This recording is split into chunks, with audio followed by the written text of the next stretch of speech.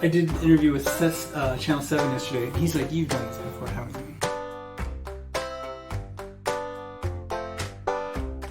My name's Nicholas Hubbard. I am Assistant Director here at Second Harvest Food Bank. My main role is to oversee our operational strategic objectives of the organization, oversee operations, and also supervise leadership. I started working at Second Harvest April 8th, 2020, so just over a year. Started in the middle of the pandemic, so that was very interesting.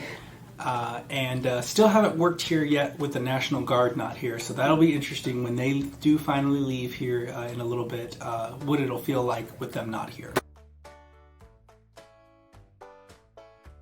I joined the Second Harvest team because I knew about the mission. I knew the great work they were doing here. I also have a colleague that invited me to the position that became open for assistant director, and saw it as a great opportunity and thought that it would be crazy to turn it down. So I'm here because I think my skills and experience match the role, and then also because it's a great opportunity for advanced in leadership for my career right now. So excited to take the opportunity.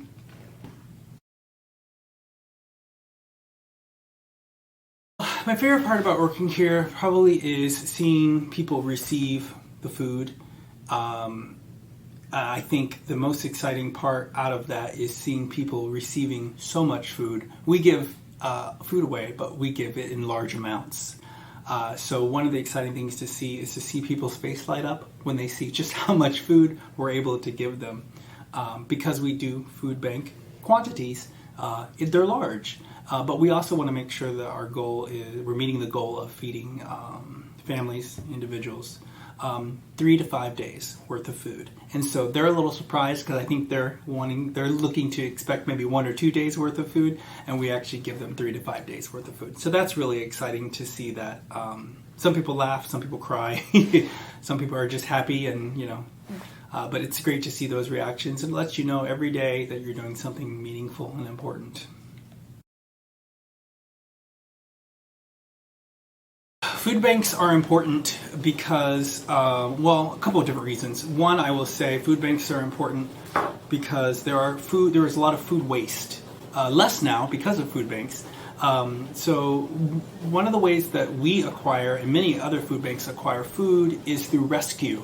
And when I say rescue, people are like, what does that mean? That means we're actually going to stores, Kroger, Meijer, Aldi, wherever it might be, and we're claiming food that's getting ready to come off the shelf that's still good, but the store's not able to sell it for whatever reason, whether it be because it's been on the shelf too long, or they have a sell-by date and they need to pull it off the shelf because they want it to be the optimal freshness.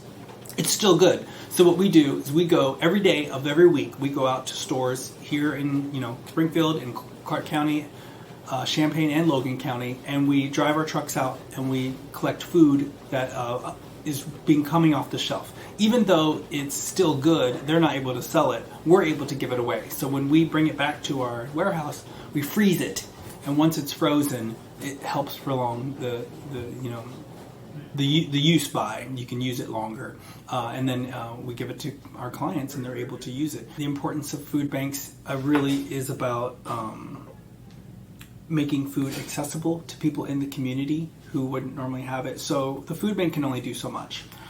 We rely heavily on our agencies to take the food that we collect and distribute it in local communities.